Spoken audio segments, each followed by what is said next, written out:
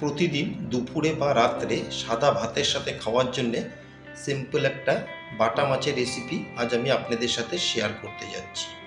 নমস্কার বন্ধুরা, আপনারা দেখছেন সুব্রত অর্চনার রান্নাঘর। আমার আজকের রেসিপি আলু দিয়ে বাটা মাছের পাতলা ঝোল।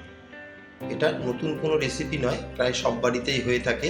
তবে আমি কি করে বানিয়ে নিচ্ছি সেটাই আজ আমি আপনাদের সাথে শেয়ার করছি। বাটা মাছের পাতলা ঝোল বানিয়ে নেওয়ার জন্য আমি এখানে 500 গ্রাম নিয়েছি বাটা মাছ। মাছগুলোকে খুব ভালো মতন কেটে ধুয়ে পরিষ্কার করে নিয়েছি। এখন আমি এতে দিয়ে দিচ্ছি 1 টেবিল চামচ নুন, আর হাফ টেবিল চামচ দিয়ে দেবো গুঁড়ো হলুদ, আর সামান্য একটু সর্ষের তেল দিয়ে আমি মাছগুলোকে ভালো মতন মেখে নেব। আলু দিয়ে এই বাটা মাছের পাতলা ঝোলটা কিন্তু ভাতের সাথে খেতে অসাধারণ লাগে।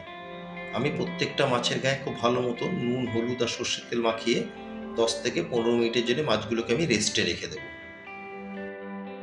15 মিনিট পর আমি ফিরে এলাম। গ্যাসের ফ্লেম অন করে ওভেনে আমি একটা ফ্রাই প্যান গরম করে এতে পরিমাণ মতন দিয়ে দিচ্ছি সর্ষের তেল। দিয়ে তেলকে আমি ভালো মতন গরম করে নেব। তেলকে বেশ ধোঁয়া ওঠা গরম করে নিলাম। এখন এতে দিয়ে দেবো একে একে নুন, হলুদ আর সর্ষের তেল মাখিয়ে রাখা মাছ। এই মাছগুলোকে আমি উল্টে পাল্টে দুই দিকেই ভেজে নেব। গ্যাসের ফ্লেম মিডিয়ামে রেখে মাছগুলোকে আমি উল্টে পাল্টে দুই দিকেই ভেজে নিলাম। এর থেকে বেশি ভাজার আর কোনো দরকার নেই। ভেজে নেওয়া মাছগুলো আমি একটা প্লেটে তুলে নিচ্ছি। এইভাবে আমি সমস্ত মাছগুলোকেই ভেজে নেব। ভেজে নেওয়া মাছ তুলে নিয়ে ওই তেলে আমি দিয়ে দিচ্ছি আমি দুটো মিডিয়াম সাইজের আলুকে লম্বা করে কেটে নুন হলুদ মাখিয়ে রেখেছিলাম। সে আলুগুলোকে দিয়ে দিলাম। আলুগুলোকে আমি লালচে করে ভেজে নেব। আলুগুলোকে নেড়ে চেড়ে বেশ লালচে করে ভেজে নিলাম। ভেজে নেওয়া আলুগুলো আমি একটা প্লেটে তুলে নিচ্ছি।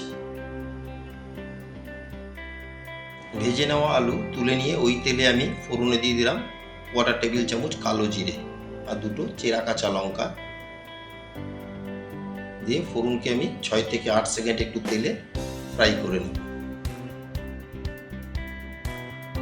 ফোড়ন আমার ফ্রাই করা হয়ে গেছে। এখন দিয়ে দিলাম একটা বড় সাইজের পেঁয়াজকে লম্বা করে কুচিয়ে নিয়েছিলাম, সেই কুচনো পেঁয়াজটা ভাজা হতে হতে ততক্ষণে আমি একটা মশলার পেস্ট বানিয়ে নেব। আমি একটা বাটি নিয়ে নিলাম।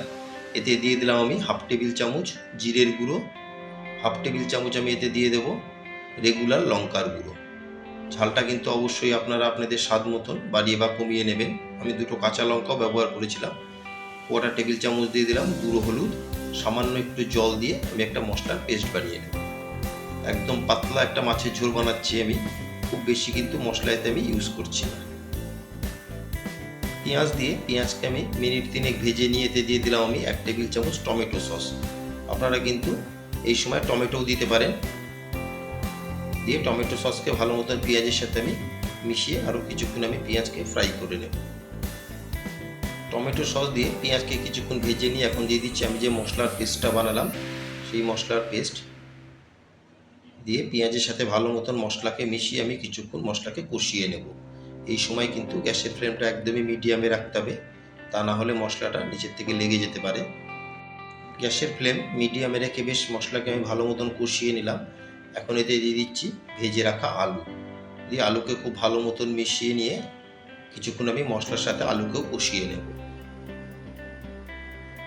আমার নতুন বন্ধুদের কাছে রিকোয়েস্ট, যারা আমার চ্যানেলটি এখনও সাবস্ক্রাইব করেননি তারা অবশ্যই সাবস্ক্রাইব করে আমার পাশে থাকবেন আর বেল বোতামটি প্রেস রাখবেন। যখনই আমি কোনো নতুন ভিডিও আপলোড করব সবার আগে নোটিফিকেশান আপনাদের কাছে পৌঁছে যাবে।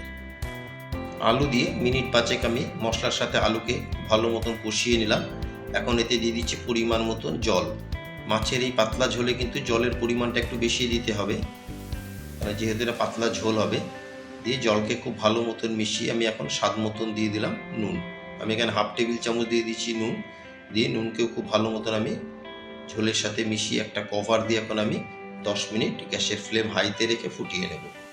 গ্যাসের ফ্লেম হাইতে রেখে 10 মিনিট আমি ঝোলকে ফুটিয়ে নিলাম। 10 মিনিট পর একবার আমি কভার তুলে ভালো মতন মিশিয়ে নেব।